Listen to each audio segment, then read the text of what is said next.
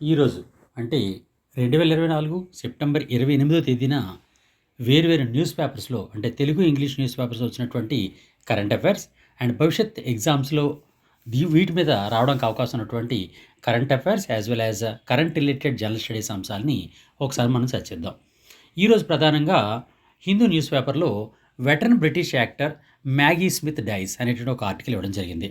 దీనిలో ఏంటంటే గతంలో 2 సార్లు ఆస్కార్ విజేత అయినటువంటి ప్రఖ్యాత ఇంగ్లీష్ నటి అయినటువంటి మ్యాగీ స్మిత్ గారు మరణించడం జరిగింది. అందులో దీని మీద భవిష్యత్తులో ఎగ్జామ్స్లో ప్రశ్నలు వచ్చే అవకాశం ఉంది. దీని మీద ప్రశ్నలు ఏ విధంగా వచ్చే అవకాశం ఉంది అంటే, ఇటీవల మృతి చెందినటువంటి ఆస్కార్ విజేత అయినటువంటి ప్రఖ్యాత ఇంగ్లీష్ నటి ఎవరు అని ప్రశ్న రావచ్చు. ఆవిడ మ్యాగీ స్మిత్.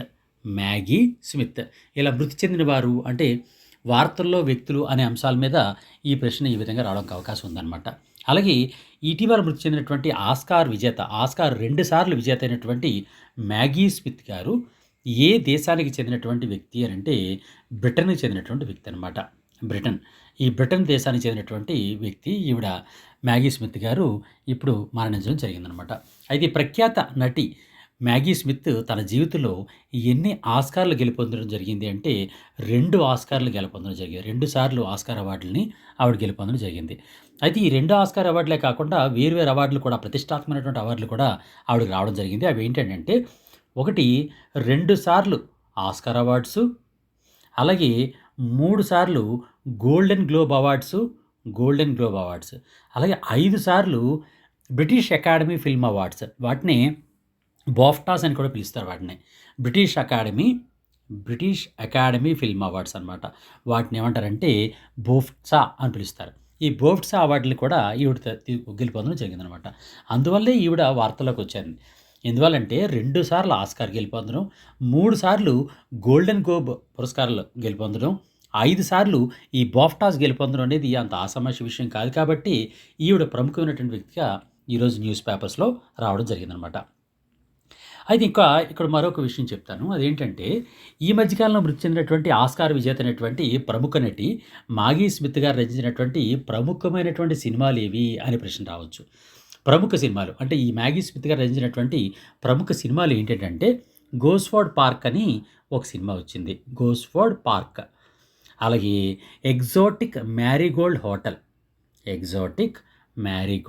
హోటల్ అనే ఒక సినిమా రావడం జరిగింది. అలాగే the lady in the van అనేటటువంటి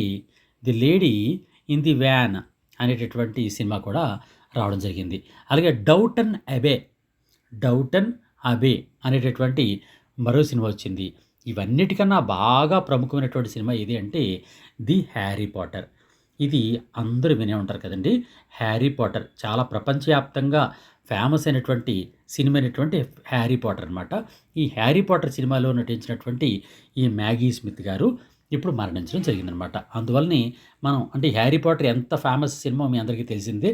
అందులో నటించినటువంటి యాక్టరు అండ్ చాలా ఫేమస్ యాక్టర్ అయినటువంటి మ్యాగీ స్మిత్ గారు 89 సంవత్సరాలు బతికిన తర్వాత ఇప్పుడు చనిపోయారు. కాబట్టి ఆవిడ గురించి మనం తప్పనిసరిగా గుర్తుంచుకోవాలి. భవిష్యత్ ఎగ్జామ్స్లో ఎక్కువగా వచ్చే అవకాశం ఉంది. నెక్స్ట్ హిందూ న్యూస్ పేపర్లోని మరొక ఆర్టికల్ కూడా రావడం జరిగిందండి. అదేంటంటే GST council setup GOM on compensation cess అనే ఒక ఆర్టికల్ రావడం జరిగింది.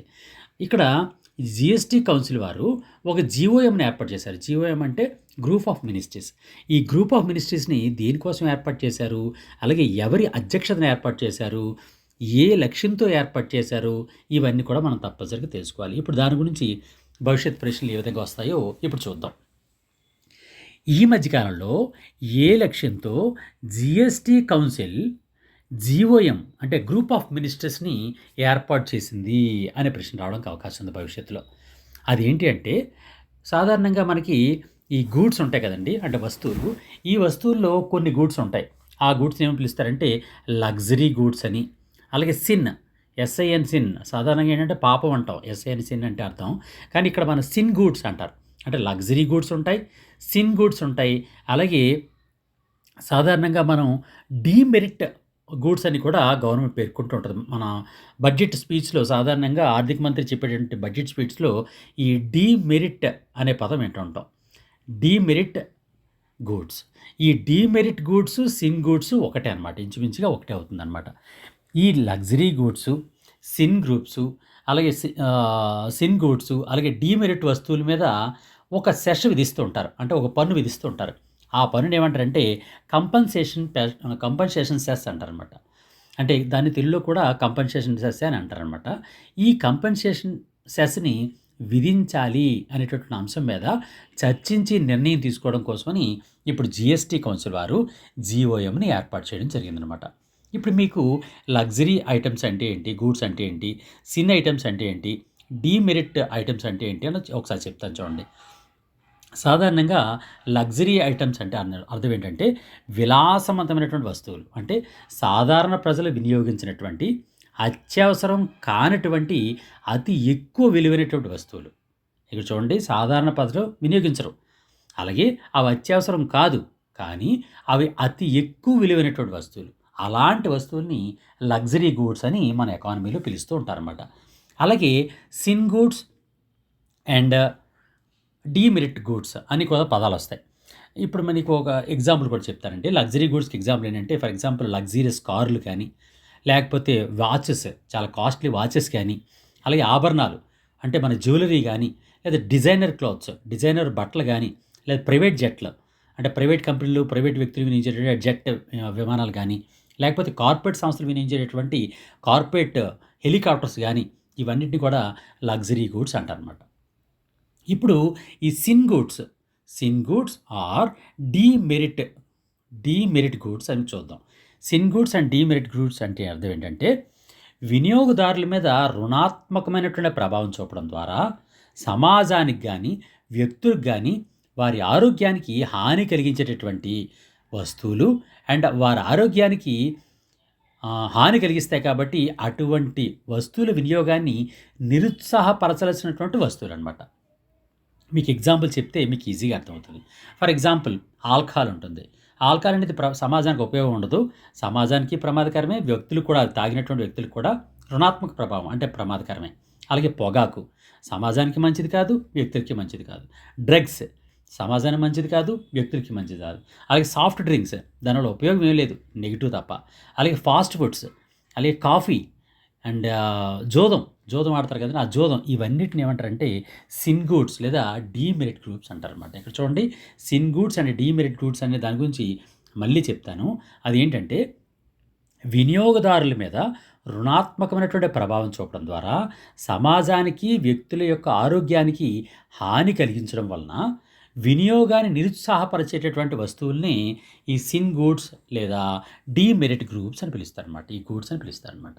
అయితే ప్రస్తుతం ఈ luxury goods, sin goods, demerit goods అంటే వస్తువుల మీద ప్రస్తుతం విధించబడుతున్నటువంటి ఈ కంపెన్సేషన్ సెస్ అనేది 2026 మార్చి నాటికి ముగిసిపోతుందనమాట. ఆ ముగిసిపోతున్నటువంటి 2026 మార్చి తర్వాత ఈ గూడ్స్ మీద అంటే luxury goods, sin goods, demerit goods మీద ఎంత శాతం కంపెన్సేషన్ సెస్‌ని విధించాలి అనే దాన్ని చర్చించడం కోసం ఈరోజు జీఎస్టీ కౌన్సిల్ ద్వారా జీఓఎంని ఏర్పాటు చేయడం జరిగిందనమాట. ఇది దీని సంగతి. ఇక్కడ దీన్నే మరొక ప్రశ్న రూపంలో మీకు చెప్తాను చూడండి. Luxury goods, sin goods, demerit goods వీటి మీద ప్రస్తుతం విధించబడుతున్నటువంటి కంపెన్సేషన్ సెస్ గడువు ఎప్పటితో పూర్తవుతుంది అనంటే 2026 మార్చితో పూర్తవుతుందనమాట. 2026 మార్చితో పూర్తవుతుంది. ఇప్పుడు 2026 మార్చితో అది పూర్తవుతుంది కాబట్టి ఈ డేట్ తర్వాత ఈ కంపెన్సేషన్ సెస్ ఎంత విధించాలి అని చర్చించడం కోసమే ఈ జీఓఎంని ఏర్పాటు చేయడం జరిగిందనమాట. ఇప్పుడు ఈ జీఓఎం ఎవరి నేతృత్వంలో ఏర్పడిందో ఒకసారి చూద్దాం. లగ్జరీ వస్తువులు, సిన్ వస్తువులు, డీమెరిట్ వస్తువులు ఇలాంటి వాటి మీద విధించబడుతున్నటువంటి కంపెన్సేషన్ గడువు 2026 మార్చితో ముగిసిపోతున్నటువంటి నేపథ్యంలో కొత్తగా విధించాల్సినటువంటి కంపెన్సేషన్ సెస్ గురించి ఇటీవల ఎవరి నేతృత్వంలో గ్రూప్ ఆఫ్ మినిస్టర్స్ని జీఎస్టీ కౌన్సిల్ ఏర్పాటు చేసింది అనే ప్రశ్న భవిష్యత్తులో రావడానికి అవకాశం ఉంది. అది ఎవరు అనంటే కేంద్ర ఆర్థిక శాఖ సహాయ మంత్రి, కేంద్రంలో ఉన్నటువంటి ఆర్థిక శాఖ సహాయ మంత్రి అయినటువంటి పంకజ్ చౌదరి గారి అధ్యక్షతన ఈ ఈ కమిషన్ను ఏర్పాటు చేయడం జరిగిందనమాట. ఈ జీఓఎం అనేది ఈయనే పంకజ్ చౌదరి. ఈ పంకజ్ చౌదరి గారి యొక్క నేతృత్వంలో ఈ గ్రూప్ ఆఫ్ మినిస్టర్స్ అనే దాన్ని జీఎస్టీ కౌన్సిల్ ఏర్పాటు చేయడం జరిగిందనమాట. అయితే ప్రస్తుతం లగ్జరీ వస్తువుల్ని, సిన్ వస్తువులు, డీమెరిట్ వస్తువుల మీద ఎంత కంపెన్సేషన్ సెస్‌ని విధిస్తున్నారు అంటే 28%.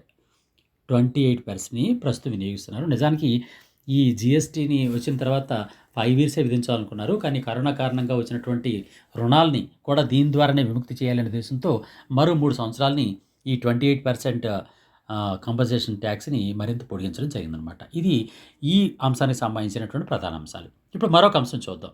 మరొక ఇంగ్లీష్ న్యూస్ పేపర్‌లో ఏమొచ్చిందంటే ఒక ఆర్టికల్ రావడం జరిగింది. అదేంటంటే long range rockets futuristic ammunitions on army wish list అన్నాడు. ఇక్కడ ఏంటంటే లాంగ్ రేంజ్ రాకెట్స్, ఈ రాకెట్స్లో కూడా రేంజ్ ఎంత ఉండాలి, పరిధి లాంగ్ రేంజ్ ఉండాలి. అలాంటి రాకెట్ల గురించి, అలాగే ఫ్యూచరిస్టిక్ అమ్యునిషన్స్ అంటే ప్రభావవంతమైనటువంటి అమ్యునిషన్స్ అంటే యుద్ధానికి సంబంధించినటువంటి పదార్థాలు, వీటిని ఆర్మీ తప్పనిసరిగా పొందాలని కోరుకుంటోంది అని ఆర్టికల్ ఇస్తూ ఆర్మీ ఒక విజ్ఞప్తి చేసింది. దీనిలో భాగంగా ఆ విజ్ఞప్తి ఏంటంటే ప్రస్తుతం భారత ఆర్మీలో వినియోగంలో ఉన్నటువంటి ఒక రాకెట్ యొక్క పరిధిని విస్తృతం చేయాలని డిఆర్‌డీఓకి విజ్ఞప్తి చేసింది. అలాగే తాను కూడా ప్రయత్నం చేస్తున్నట్టుగా ప్రకటన చేసిందనమాట. దాని పేరు ఏం పేరు, ఆ మిస్సైల్ రేంజ్ పేరు, సిస్టమ్ పేరు ఏం పేరు అంటే Pinaka. Pinaka multi barrel rocket launch system. Pinaka multi barrel rocket launch సిస్టమ్‌ని మరింత అభివృద్ధి పరచాలని డిఆర్‌డీఓని ఈ భారత ఆర్మీ అనేది కోరుతూ ఈరోజు ప్రకటన విడుదలవ్వడం జరిగిందనమాట. అసలు ఇంతకీ ఈ Pinaka multi barrel rocket launch సిస్టమ్‌ని ఏ సంస్థ అభివృద్ధి చేసింది అంటే డిఆర్‌డీఓ సంస్థ అభివృద్ధి చేయడం జరిగింది. Then what is the meaning of DRDO? DRDO అంటే defence research and development organisation. Defence research and development organisation, దీన్నే డిఆర్‌డీఓ అంటారు. మన భారతదేశంలో ఉన్నటువంటి ఈ మిస్సైల్ టెక్నాలజీని అభివృద్ధి పరిచేటటువంటి అత్యున్నతమైనటువంటి విభాగం ఏది అంటే మనకందరికీ తెలిసిందే డిఆర్‌డీఓ. అలాగే ప్రస్తుతం ఈ పినాకా మిస్సైల్ రాకెట్ సిస్టమ్‌ని ఏ సంస్థలు తయారు చేస్తున్నాయి, అభివృద్ధి పరిచిన వారు ఎవరు అంటే డిఆర్‌డీఓ. కానీ ఆ టెక్నాలజీని వినియోగించుకొని ఏ సంస్థలు తయారు చేస్తున్నాయి అంటే ప్రస్తుతం 3 సంస్థలు తయారు చేస్తున్నాయి. అవి ఏంటంటే ఒకటి యంత్రా ఇండియా లిమిటెడ్ అనే ఒక సంస్థ, అలాగే రెండోది టాటా గ్రూప్ సంస్థ ఒకటి, నెక్స్ట్ ఎల్ఎన్‌టి అంటే లార్సెన్ అండ్ టూబ్రో, ఈ ఎల్ఎన్‌టి సంస్థ. చూడండి,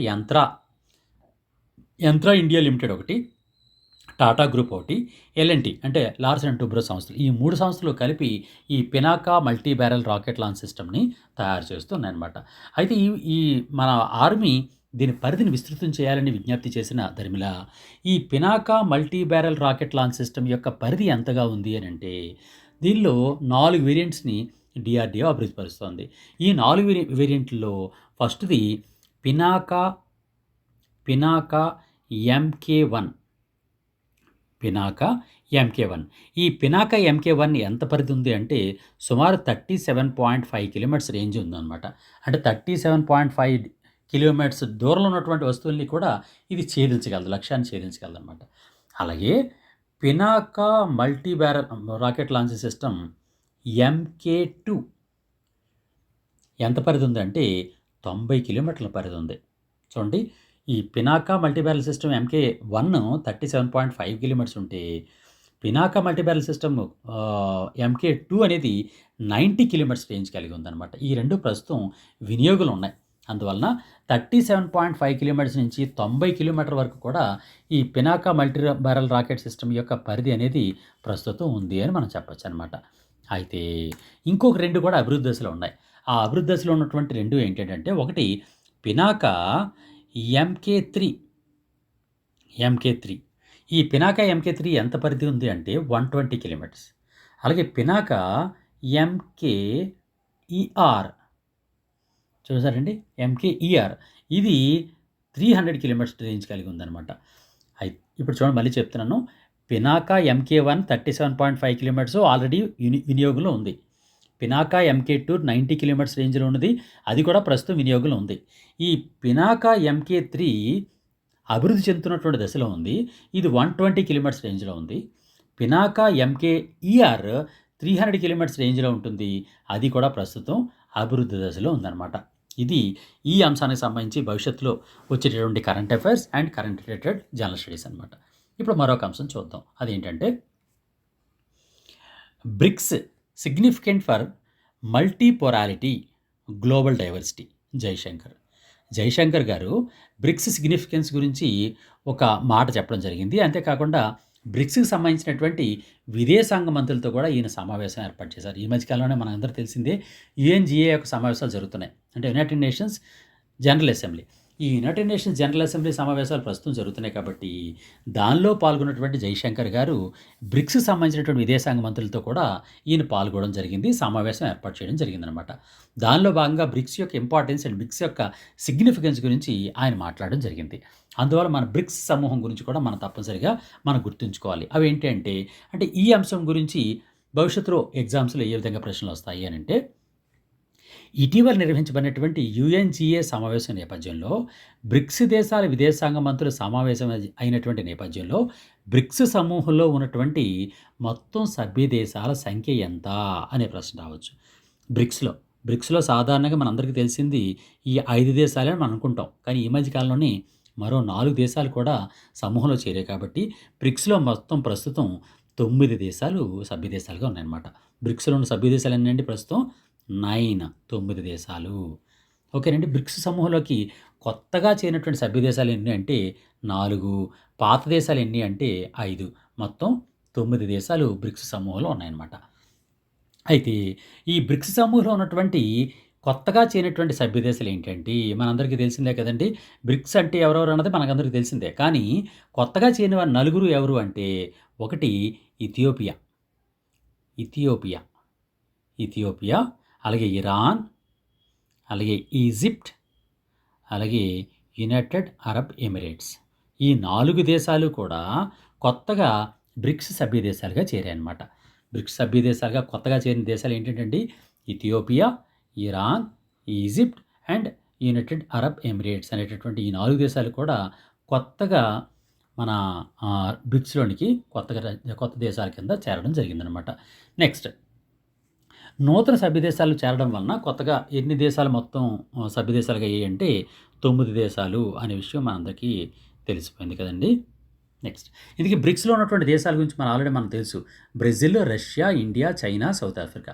ఈ 5 దేశాలు కూడా ప్రస్తుతం బ్రిక్స్ దేశాలుగా ఉన్నాయి. ఈ బ్రిక్స్ దేశాలకి కొత్తగా 4 దేశాలు చేరడం వలన మొత్తం ప్రస్తుతం 9 దేశాలుగా బ్రిక్స్ సమూహంలో దేశాలు ఉన్నాయన్నమాట. ఇందుకే బ్రిక్స్లో 6 దేశాలు కూడా కొత్తగా వచ్చినటువంటి 4 దేశాలు ఉన్నాయి కదండి.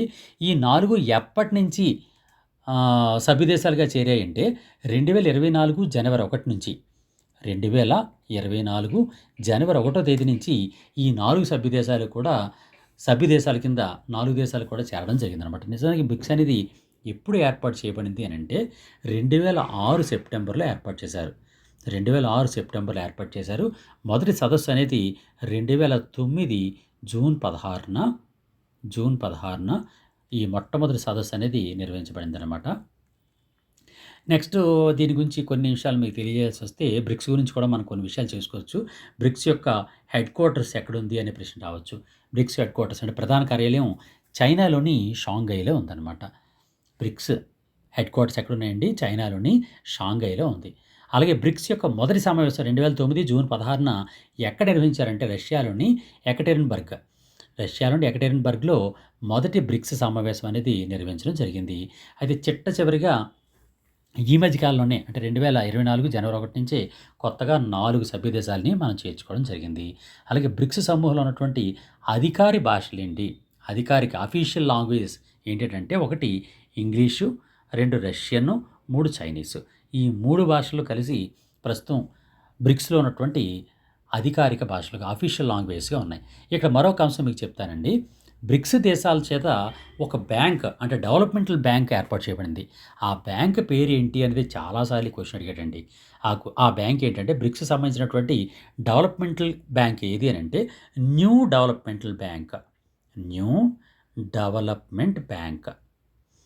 డెవలప్మెంట్ బ్యాంక్ అనేది కొత్తగా ఈ బ్రిక్స్ దేశాలన్నీ కలిపి ఆ బ్యాంకుని అంతర్జాతీయ స్థాయిలో ఏర్పాటు చేయడం జరిగిందనమాట. అయితే ఈ న్యూ డెవలప్మెంట్ బ్యాంక్ అనేది ఎక్కడుంది? దాని ప్రధాన కార్యాలయం ఎక్కడుంది అంటే చైనాలోని షాంఘైలో ఉంది. అది కూడా మనం గుర్తుంచుకోవాలి. ఇది దీనికి సంబంధించినటువంటి ప్రధాన అంశాలు. నెక్స్ట్ మరొక అంశం చూద్దాం. BrahMos aerospace to have job quota for Agniveers అనే ఒక ఆర్టికల్ వచ్చింది హిందూ న్యూస్ పేపర్‌లో. దానికి సంబంధించి భవిష్యత్ ఎగ్జామ్స్‌లో ఏ విధంగా వస్తాయనంటే క్వెషన్స్ ఏ విధంగా వస్తాయంటే, తమ సంస్థలో ఎంత శాతం ఉద్యోగాల్ని అగ్నివీరుల కొరకు మాత్రమే రిజర్వ్ చేస్తున్నట్టుగా ఈ మధ్య ఒక సంస్థ ప్రకటించింది అనంటే బ్రహ్మోస్ ఏరోస్పేస్ సంస్థ ఇలా ప్రకటించింది. అయితే అగ్నివీరులకి ఎంత శాతం ఉద్యోగాలను కేటాయిస్తున్నట్టుగా బ్రహ్మోస్ సంస్థ తెలియజేసింది అనంటే 15%, 15% ఇక్కడ ఇచ్చాడు కదండీ!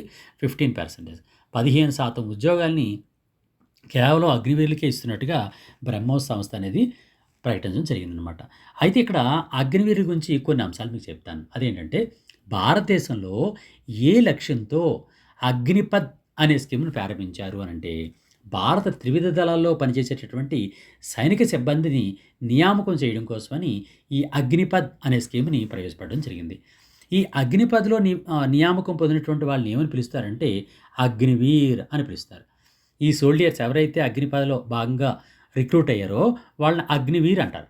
అగ్నివీరు ఎంతకాలం పదవిలో కొనసాగుతారంటే 4 సంవత్సరాల పాటు ఆ పదవిలో కొనసాగుతూ ఉంటారు. అలాగే ఈ అగ్నిపథ్ స్కీమ్‌ని కేంద్ర ప్రభుత్వం ఎప్పుడు ప్రారంభించింది అనే ప్రశ్న రావచ్చు. అది 2022 జూన్ 14వ తేదీన ఈ అగ్నిపథ్ అనేటటువంటి స్కీమ్‌ని కేంద్ర ప్రభుత్వం కొత్త పథకాన్ని ప్రారంభించడం జరిగిందనమాట. అయితే ఈ అగ్నివీర్‌గా నియామకం పొందాలంటే ఒక యూత్ మన ఇండియన్ యూత్ అనేది ఎంత వయసును కలిగి ఉన్నవాళ్ళు అయ్యుండాలంటే 17.5 ఇయర్స్ నుంచి 21 ఇయర్స్ మధ్యలో ఉన్నవాళ్ళు మాత్రమే ఈ ఈ అగ్నివీర్ స్కీమ్‌లో తీసుకోవడం జరుగుతుందనమాట. ఇది అగ్నిపథ్‌కి సంబంధించి. అయితే ఇప్పుడు బ్రహ్మోస్ గురించి కూడా కొన్ని అంశాలు మీకు అందిస్తాను. బ్రహ్మోస్. ఈ బ్రహ్మోస్ గురించి మనం తెలుసుకోవాలనుకుంటే బ్రహ్మోస్ ఏరోస్పేస్ అనేది రూపొందిస్తున్నటువంటి మిస్సైల్ పేరేం పేరు? బ్రహ్మోస్ ఏరోస్పేస్ అనేది రూపొందించినటువంటి లేదా అభివృద్ధి పరుస్తున్నటువంటి మిస్సైల్ పేరు ఏం పేరు అంటే BrahMos ramjet supersonic cruise missile. దాని పూర్తి పేరు చూడండి. BrahMos ramjet supersonic cruise missile అనేది ఈ బ్రహ్మోస్ ఏరోస్పేస్ రూపొందిస్తున్నటువంటి అంటే అభివృద్ధి పరిచినటువంటి మిస్సైల్ పేరనమాట. ఈ బ్రహ్మోస్ మిస్సైల్‌కి ఇంకో పేరు కూడా ఉంది. ఇది చాలా తక్కువ మందికే తెలుస్తదండి. జాగ్రత్తగా గుర్తుంచుకోండి. ఈ బ్రహ్మోస్‌కి ఉన్నటువంటి మరో పేరేంటంటే పీజే-10 అంటే అభివృద్ధి పరుస్తున్నప్పుడు దీనికి పెట్టినటువంటి పేరేంటంటే పీజే-10. ఈ బ్రహ్మోస్ మిస్సైల్‌ని ఏ ఏ దేశాలు సంయుక్తంగా రూపొందించాయంటే ఇండియా, రష్యా. ఇండియా, రష్యాలు సంయుక్తంగా ఈ బ్రహ్మోస్ మిస్సైల్‌ని అభివృద్ధి పరచడం జరిగింది. అయితే ఈ బ్రహ్మోస్ మిస్సైల్‌ని పరిచినటువంటి ఇండియా, రష్యాల తరపున ఏ ఏ సంస్థలు పాల్గొని ఈ బ్రహ్మోస్ మిస్సైల్‌ని అభివృద్ధి పరిచాయన్నది కూడా మనం తప్పనిసరిగా చూసుకోవాల్సిన అంశం. అదేంటి అంటే ఇండియా తరపున అంటే భారతదేశం తరపున DRDO defence research and development organisation DRDO సంస్థ పార్టిసిపేట్ చేసింది.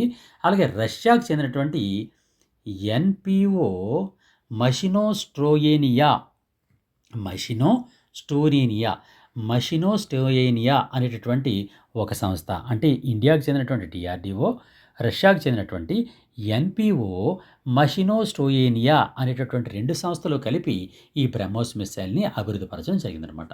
ఈ బ్రహ్మోస్‌కి ఆ పేరు ఎందుకు పెట్టారు అంటే ఇండియాలో ఉన్నటువంటి బ్రహ్మపుత్ర నదిని, అలాగే రష్యాలో ఉన్నటువంటి మోస్క్వామ్ నది, రష్యాలో ఉన్నటువంటి మోస్క్వామ్ నది ఈ 2 నదుల యొక్క పేర్లు కలిపి బ్రహ్మోస్ అనేటటువంటి పేరుని పెట్టడం జరిగిందనమాట. ఇది దీనికి సంబంధించినటువంటి అంటే ఈ ఆర్టికల్‌కి సంబంధించినటువంటి ప్రధాన అంశాలు.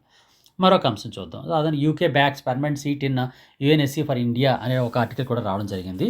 ఇది బహుశా ఇండియన్ ఎక్స్‌ప్రెస్ అనుకుంటాను. దీనిలో ఏమి ఇచ్చాడంటే మన భారతదేశానికి యుఎన్ఎస్‌సి అంటే యునైటెడ్ నేషన్స్ సెక్యూరిటీ కౌన్సిల్ భద్రతా మండలిలో శాశ్వత సభ్యత్వం రప్పించడం కోసం యూకే అంటే బ్రిటన్ వాళ్ళు, యునైటెడ్ కింగ్డమ్ వాళ్ళు మనకు సపోర్ట్ ఇచ్చినట్టుగా దీన్ని ఇవ్వడం జరిగింది. UNSC United nations security council దీనికి సంబంధించిన పూర్తి వివరాలని నిన్నటి వీడియోలో నేను ఇవ్వడం వలన దీన్ని ఇప్పుడు నేను స్కిప్ చేస్తున్నానండి. మీకు కావాలనుకుంటే దీనికి సంబంధించిన పూర్తి డీటెయిల్స్ కావాలనుకుంటే నిన్నటి వీడియోలో ఉంటుంది. ఒకసారి చూసుకోండి. నెక్స్ట్ మరొక ఆర్టికల్ చూద్దాం. ఈ ఆర్టికల్ కూడా ఒక ఇంగ్లీష్ న్యూస్ ఛానల్‌లో న్యూస్ పేపర్‌లో రావడం జరిగింది. అదేంటంటే naming Arunachal peak after the 6th Dalai Lama illegal, null and void China. నిన్న ఏం జరిగిందనంటే మన ఇండియాకి చెందినటువంటి కొంతమంది పర్వతారోహకులు అరుణాచల్ ప్రదేశ్‌లో ఇండియాకి, చైనాకి మధ్యలో ఉన్నటువంటి కొన్ని శిఖరాలు అంటే పేరు పెట్టినటువంటి కొన్ని శిఖరాల పైకెక్కి ఆ శిఖరానికి 6వ దలైలామా యొక్క పేరుని పెట్టడం జరిగిందనమాట. అయితే ఆ పేరుని నోట్ చేయించడం కూడా జరిగింది. అందువలన ఈ చైనాకి భయం పట్టుకొని అలా పెట్టడం ఇల్లీగల్ అని, తప్పని తీవ్రంగా ఖండిస్తూ ఈరోజు ప్రకటన జారీ చేయడం జరిగింది. దీనికి సంబంధించి అంటే అంతర్జాతీయంగా ఇష్యూ అయింది కాబట్టి దీనికి సంబంధించి భవిష్యత్తులో ప్రశ్నలు వచ్చే అవకాశం ఉంది. అదేంటో ఒకసారి చూద్దాం. ఏ విధంగా ప్రశ్నలు వచ్చే అవకాశం ఉంది అనంటే ఇటీవల కాలంలో అరుణాచల్ ప్రదేశ్‌లోని ఏ శిఖరానికి ఆ శిఖరాన్ని అధిరోహించినటువంటి సభ్యులు ఎవరి పేరు మీదుగా ఇక్కడ చూడండి అరుణాచల్ ప్రదేశ్‌లోని శిఖరానికి ఆ శిఖరాన్ని అధిరోహించినటువంటి సభ్యులు ఎవరి పేరు మీదుగా నూతన పేరుని పెట్టడం జరిగింది అనే ప్రశ్న వచ్చే అవకాశం ఉందన్నమాట. అంటే ఆ శిఖరానికి ఎవరు పేరు పెట్టారు? ఎవరి పేరు ఆధారంగా పెట్టారు అంటే 6వ దలైలామా, 6th దలైలామా. చూడండి 6th దలైలామా. దలైలామా అంటే మనందరికీ తెలిసిందే కదండీ! టిబెట్ రీజియన్‌లో ఉన్నటువంటి బౌద్ధమత గురువునే దలైలామా అంటారు. వాళ్ళలో 6వ దలైలామా పేరుని ఆ శిఖరానికి పెట్టడం జరిగిందనమాట. అయితే ఈ మధ్య కాలంలో అరుణాచల్ ప్రదేశ్‌లోని శిఖరానికి 6వ దలైలామా పేరు మీదుగా ఏమని పేరు పెట్టారు అని కూడా రావచ్చు. ఏమని ఆ పేరు రావడం జరిగిందంటే సాన్ గ్యాంగ్ గాయాత్సో పీక్. మీకు ఇక్కడ చూపిస్తానండి. మీకు చూపిస్తే ఈజీగా మీకు గుర్తుంటుంది. అరుణాచల్ ప్రదేశ్‌లో ఉన్నటువంటి శిఖరానికి ఏమని పేరు పెట్టారు అనేటటువంటి ప్రశ్న వచ్చే అవకాశం ఉంటుంది. అది మీకు ఈ ఆర్టికల్‌లోనే ఇవ్వడం జరిగిందనమాట. ఈ ఆర్టికల్‌లో దాని పూర్తి పేరుని ఇవ్వడం జరిగింది. ఆయన పేరు ఇచ్చాడు. ఒక్కసారి చూడండి. దీనిలో ఉన్నటువంటి అరుణాచల్ మౌంటైన్ పీక్ ఈ విధంగా పేరు పెట్టడం జరిగింది. చూడండి ఆ పేరే అది అరుణాచల్ ప్రదేశ్‌లో తవాంగ్ డిస్ట్రిక్ట్‌లో ప్రస్తుతం ఉంది. ఇండియాకి, చైనాకి మధ్యలో. మనందరికీ తెలిసిందే కదండీ! ఇండియాకి, చైనాకి మధ్య ఉన్నటువంటి బోర్డర్ లైన్ ఏమని పిలుస్తారంటే మెక్‌మోహన్ లైన్ అంటారు. ఇది కూడా చాలా ఇంపార్టెంట్. ఈ మెక్‌మోహన్ లైన్‌కి దగ్గరలో ఉన్నటువంటి ఈ అరుణాచల్ ప్రదేశ్‌లోని శిఖరానికి 6వ దలైలామా యొక్క పేరుని పెట్టడం జరిగింది. ఆ పేరేంటి? ఆ శిఖరానికి పెట్టినటువంటి పేరేంటి అంటే సాన్ గ్యాంగ్ గాయోత్సో పీక్. పీక్ అంటే శిఖరం. సాన్ గ్యాంగ్ గాయాత్సో అనే పేరుని దానికి పెట్టడం జరిగింది. అసలు 6వ దలైలామా యొక్క అసలు పేరేంటి అనంటే ఆయన పేరేంటంటే రిగ్జెన్ song young Gyatso. రిగ్జెన్ song young గాట్సో అనేది 6వ దలైలామా యొక్క అసలు పేరనమాట. ఆయన పేరు మీదుగా ఇప్పుడు ఎక్కినటువంటి శిఖరానికి సాన్ గ్యాన్ గాయోత్సో అనే పేరు పెట్టడం జరిగిందనమాట. ఓకే. అయితే ఇక్కడ మరొక అంశం మీకు తెలియజేస్తాను. ఇదేంటంటే ఇప్పుడు ఆ శిఖరానికి ఎవరు పేరు పెట్టారు? ఏ సంస్థకు చెందినటువంటి పేర్లు పెట్టారు? పర్వతారోహకులు పేరు పెట్టారు అంటే national institute of mountaineering and adventure sports NIMAS. NIMAS అనేటటువంటి ఇండియాకి చెందినటువంటి సంస్థ ఆ పర్వతారోహకులు అందువాళ్ళు దీనికి పర్వతానికి ఎక్కి వీళ్ళేనండి వాళ్ళు. వీళ్ళు ఆ NIMAS యొక్క టీమ్ మెంబర్స్ అనమాట. ఈ టీమ్ మెంబర్సు చాంగ్ గాయోట్సో పీక్, చాంగ్ యాంగ్ గాయోట్సో పీక్ అని ఆ పేరుని పెట్టడం జరిగింది. ఇక్కడ చూడండి దాని పేరుంది. అలాగే NIMAS టీమ్ వీళ్ళందరూ కూడా ఈ 6గురు సభ్యులు కూడా NIMAS యొక్క టీం యొక్క సభ్యులనమాట. ఇందుకే NIMAS అంటే అర్థం ఏంటంటే national institute of mountaineering and adventure sports. National institute of mountaineering and adventure స్పోర్ట్స్కి చెందినటువంటి మన ఇండియాకి చెందినటువంటి ఈ ఈ గ్రూప్ అనేది ఈ శిఖరానికి ఎక్కి దానికి 6వ దలైలామా యొక్క పేరును పెట్టడం జరిగింది. దానికి నచ్చినటువంటి చైనా అనేది ఈరోజు దానికి వ్యతిరేకంగా మాట్లాడడం జరిగిందనమాట. నెక్స్ట్ మరొక ఆర్టికల్ రావడం జరిగింది. ఇది ఒక ఇంగ్లీష్ న్యూస్ పేపర్లో. అదేంటంటే Bangladeshi infiltration is challenging demography of a Jharkhand region ST panel. అంటే మన షెడ్యూల్ ట్రైబ్కి సంబంధించినటువంటి ఒక ప్యానెల్ ఈరోజు ఈ బంగ్లాదేశ్ ఇన్ఫిల్ట్రేషన్ గురించి ఒక స్టేట్మెంట్ ఇవ్వడం జరిగింది. నిజానికి జార్ఖండ్లో ST పీపుల్ అంటే షెడ్యూల్ ట్రైబ్స్కి సంబంధించినటువంటి పీపుల్ ఎక్కువగా ఉంటారు.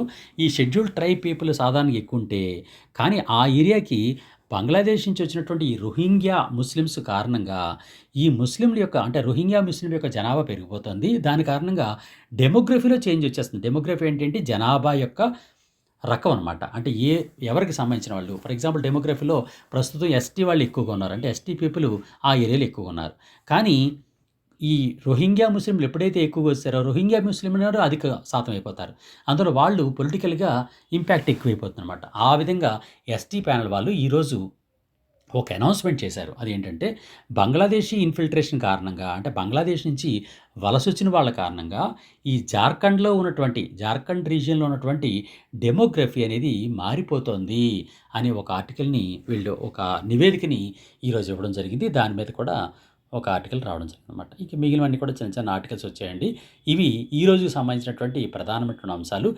ఇక్కడ తెలుగు న్యూస్ పేపర్‌లో చూసినట్లయితే ప్రపం ప్రపంచ మొక్కల పరిశోధకుల జాబితాలో ఐకార్ శాస్త్రవేత్త అని జోకంటి అరవింద్ కుమార్ అనేటటువంటి ఆయన ఈ ప్రపంచంలోనే అత్యంత ప్రముఖమైనటువంటి ఒక వ్యక్తిగా ఆయన మారడం జరిగింది. అదేంటంటే హైదరాబాద్ రాజేంద్ర నగర్‌లో ఉన్నటువంటి ఐకార్ అంటే భారతీయ వ్యవసాయ పరిశోధన మండలి. దీనికి సంబంధించినటువంటి జోకంటి అరవింద్ కుమార్ అనే ఆయన ప్రపంచ మొక్కల వృక్ష శాస్త్రం యొక్క పరిశోధకుల్లో ఒకరిగా స్థానాన్ని సంపాదించారట. ఇది ఆయన గురించి కూడా మనం గుర్తుంచుకోవడం మంచిదని నా అభిప్రాయం. అందుకని ఈ ఆర్టికల్‌ని కూడా దీనికి ఇవ్వడం జరిగింది. నెక్స్ట్ కరెంట్ అఫైర్స్‌కి సంబంధించినటువంటి అంశాల్లో కొన్ని అంశాలను డైరెక్ట్‌గా ఇచ్చాడు కాబట్టి, ఈ అంశాలు మీరు ఆల్రెడీ నేను ఇచ్చినటువంటి పీడిఎఫ్‌లో అన్నీ డైరెక్ట్‌గా ఉన్నాయి కాబట్టి ఇవి చదువుకోండి. దీన్ని వివరించాల్సినటువంటి అంత ఇంపార్టెంట్ విషయాలు కాదు. అంతేకాకుండా వీటిలోవే చాలా వరకు నేను ఆల్రెడీ నిన్న వీడియోస్‌లో నేను చర్చించాను కాబట్టి దీని గురించి ఎక్కువ చర్చించట్లేదు. మొత్తానికి ఎవరికైనా కానీ ఈ పీడిఎఫ్స్ అండ్ రోజు డైలీ కరెంట్ అఫైర్స్ మీకు కావాలనుకుంటే అందరూ కూడా 9949449941కి మీ పేరుని వాట్సాప్‌లో పంపించండి. మీకు ఒక లింక్ పంపిస్తాను. లింక్‌లో జాయిన్ అవ్వండి మన గ్రూప్‌లో.